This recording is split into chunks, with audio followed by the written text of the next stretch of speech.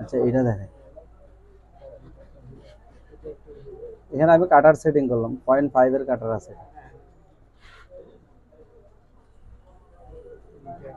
রিটেক্সটা আমি বেশি উপরে তুলে লাভ নাই, সেজন্য আমি অল্প একটু তুলে এটা আমার মতো করে আমি মেশিনটা কতটুকু চালাবো না চালাবো সেই হিসাব করে আর কি।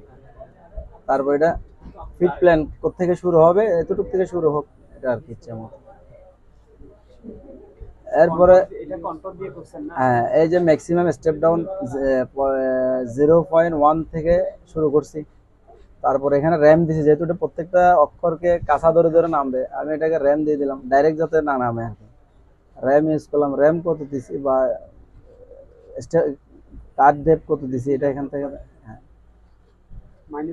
হ্যাঁ, -2, 0 থেকে নিয়ে -2 পর্যন্ত যাবে এটা।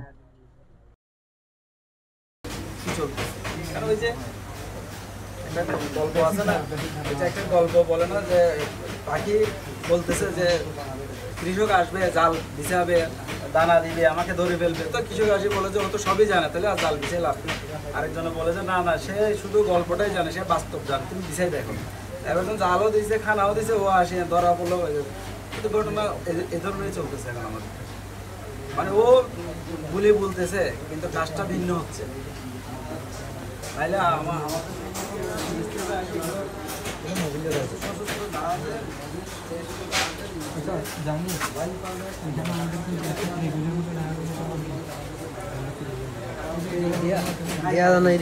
আমাদের দেশে একদম 0%, খালি না কম আছে, কম না, একদম জিরো নাই, একদম 0%। এখন আশা করা যায় আপনাদেরকে দিয়ে কিছু একটা হবে, সামনে আশা করা যায় কিছু একটা প্র্যাকটিক্যাল এবং থিওরিক্যাল দুটোটাই কিছু একটা হবে বিডিডিসির মাধ্যমে আর কি, যদি আল্লাহ করায়।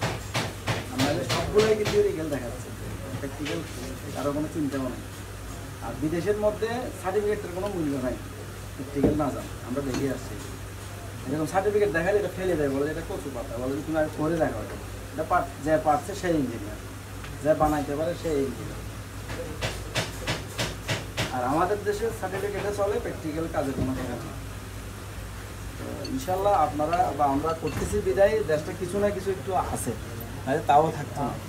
আমরা এখন যেহেতু দেশ একটু ভিন্নভাবে দাঁড়াইছে, তো এই জায়গাটা যদি আপনারা ধরে রাখতে চান ভালো কিছু, তাহলে দেশীয় পণ্যের উপরে ডিপেন্ড করতে হবে, বিদেশি পণ্যটাকে আস্তে আস্তে বাদ দিয়ে দিতে হবে। আমরা নিজেরা, যেমন আমি শুধু এগুলো নিয়ে আছি না, এটার পাশাপাশি আমি উদ্যোক্তা তৈরি করি কীভাবে। আমাদের পাইরোলাইসিস প্লান্ট নিয়ে আমাদের গবেষণা আছে, প্লাস্টিক রিসাইকেল নিয়ে আমাদের কাজ আছে, প্রজেক্ট তৈরি করা নিয়ে বিভিন্ন ডিস্টিল ওয়াটার প্রজেক্ট, তারপরে এটা কি বলে কপার সালফেট প্রজেক্ট, তারপরে আরও অন্যান্য যেগুলো দিয়ে ছোট ছোট প্রজেক্ট করে যখন এটা সাকসেস হয়, তখন যারা উদ্যোক্তা, যারা ইনভেস্ট করে ব্যবসা আকারে নিতে চায় তাদেরকে তখন দেখবে তারা করে। এরকম অনেক প্রতিষ্ঠান চলতেছে আমার।